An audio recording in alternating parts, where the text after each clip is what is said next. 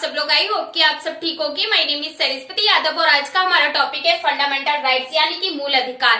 कल की क्लास में भी हमने कुछ मूल अधिकार जानने की कोशिश की थी और आज की क्लास में भी हम मौलिक अधिकारों के बारे में ही चर्चा करेंगे। कल हमने पढ़ा था कि हमारे मौलिक अधिकार कितने हैं और किस किस आर्टिकल के तहत हमें क्या क्या अधिकार मिले हुए हैं। कल हमने इन सब के बारे में जाना और आज भी मैं थोड़ा सा रिवाइज कर देती हूँ क्योंकि कल की जो हमारी वीडियो है उसमें कुछ टेक्निकल इशू आ गए थे, इसीलिए वीडियो क्लियर नहीं है और इसीलिए आज मैं आपको थोड़ा मोटा मोटा बता देती हूँ कि कल हमने क्या क्या पढ़ा था। कल हमने पढ़ा था कि जो हमारे फंडामेंटल राइट्स हैं इसको संविधान के भाग 3 में जोड़ा गया है या भाग 3 में रखा गया है। जो हमारा भाग 3 है इसी को ही भारत का मेग्ना कार्टा कहा जाता है। भाग 3 को ही भारत का मेग्ना कार्टा कहा जाता है। हमारे जो मूल अधिकार है इसको अमेरिका के संविधान से लिया गया है क्योंकि जब संविधान बन रहा था, जब हमारे फंडामेंटल राइट्स कुछ हमारे संविधान निर्माता थे तो क्या हुआ कि हमारे जो संविधान निर्माता थे ये अमेरिका के संविधान के जो फंडामेंटल राइट्स हैं वहां से ये बहुत खुश थे, तो इन्होंने अमेरिका के संविधान से ही हमारे फंडामेंटल राइट्स को लिए हैं। यहाँ से क्वेश्चन बनता है कि भारत की संविधान के किस भाग को भारत का मेग्ना कार्टा कहा जाता है, तो संविधान के भाग 3 को भारत का मेग्ना कार्टा कहा जाता है।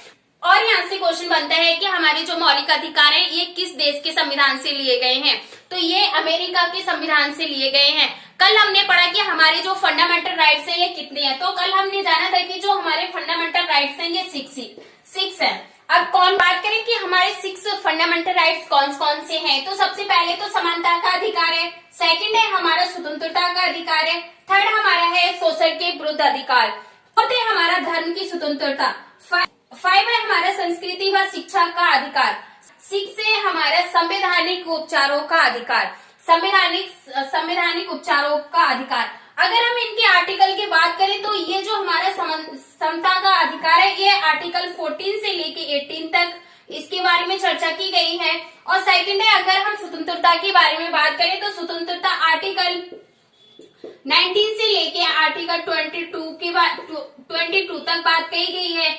अगर आर्टिकल की हम शोषण के विरुद्ध की बात करें तो शोषण के विरुद्ध की बात करें तो यह आर्टिकल 23 से लेकर 24 तक इसके बारे में बात कही गई है। और हम धर्म की स्वतंत्रता के बारे में बात करें तो यह आर्टिकल 25 से लेकर 28 तक बात कही गई है। और अगर हम संस्कृति और शिक्षा के अधिकार की बात करें तो यह आर्टिकल 29 से लेकर 30 आर्टिकल तक इसके बारे में बात कही गई है। और अगर हम संवैधानिक उपचारों की बात करें तो ये आर्टिकल 32 में इसकी चर्चा की गई है।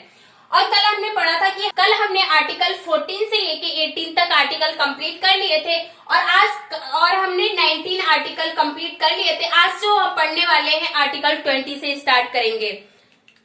जो हमारा अधिकार था वह था स्वतंत्रता का अधिकार। यह आर्टिकल 19 से 22 तक इसके बारे में चर्चा की गई थी। आर्टिकल 19 हमने कल की क्लास में कंप्लीट कर लिया था। हम अपनी क्लास 19 से आगे के आर्टिकल से करेंगे। तो आर्टिकल 20 की बात करें अगर हम तो आर्टिकल 20 में कहा गया है अपराध के लिए दोष सिद्ध के संबंध में संरक्षण। इसमें क्या है जो अपराध के लिए दोष सिद्ध के संबंध में संरक्षण की स्वतंत्रता। अगर इसमें बात करें तो जो आर्टिकल हमारा 20 है इसमें 3 प्रकार की स्वतंत्रताओं की बात कही गई है।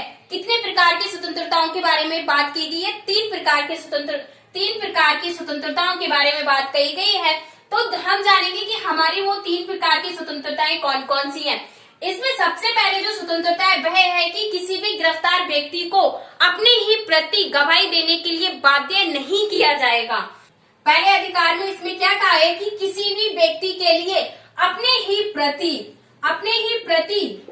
गवाही देने के लिए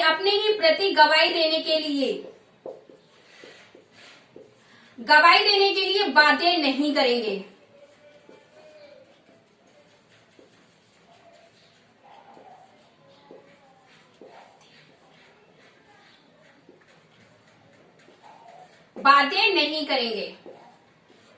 और अगर हम सेकंड इसकी बात करें तो इसमें सेकंड जो बात कही गई है यानी कि सेकंड स्वतंत्रता कही गई है कि किसी भी व्यक्ति को एक अपराध के लिए 2 बार दंड नहीं देंगे। अगर किसी व्यक्ति ने एक अपराध किया है और उसे उस अपराध की सजा मिल गई है तो उसके लिए उसकी सजा कंप्लीट होने के बाद ऐसा नहीं है कि आप उसे दोबारा से सजा देंगे, नहीं। एक व्यक्ति को एक अपराध के लिए ओनली एक ही बार सजा मिलेगी, एक ही बार सजा मिलेगी, एक ही बार सजा मिलेगी। और थर्ड इसमें कहा गया है कि किसी भी व्यक्ति के लिए सजा उसी विधि के अंतर्गत दी जाएगी जो उस समय लागू होगी। इसमें इसका मतलब है कि सजा उसी विधि के अंतर्गत दी जाएगी जो उस समय लागू होगी। मतलब जो उस समय लागू का मतलब है कि अगर किसी व्यक्ति ने कोई अपराध 21 में किया है और किसी कारण वो केस 25 तक चला गया या उससे आगे चला गया, अगर उसके केस की सुनवाई 21 या उसके बाद होती है तो उस समय उस व्यक्ति की जो सजा देने की विधि होगी वो 21 के ही तहत दी जाएगी।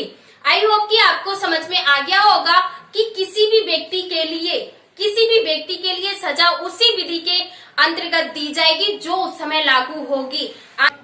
सजा उसी समय के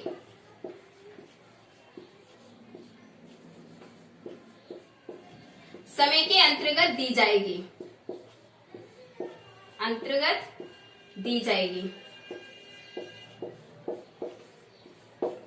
तो अगर हम आर्टिकल 20 की बात करें तो आर्टिकल 20 में क्या क्या है, अपराध के लिए दो सिद्ध के संबंध में संरक्षण। तो कितने संरक्षण, हमारी जो आर्टिकल 20 है इसमें 3 प्रकार की स्वतंत्रताओं के बारे में बात कही गई है कि किसी भी गिरफ्तार व्यक्ति के लिए अपने ही प्रति गवाही देने के लिए बाध्य नहीं किया जाएगा। और सेकंड है, एक व्यक्ति को एक अपराध के लिए 2 बार दंड नहीं दिया जाएगा।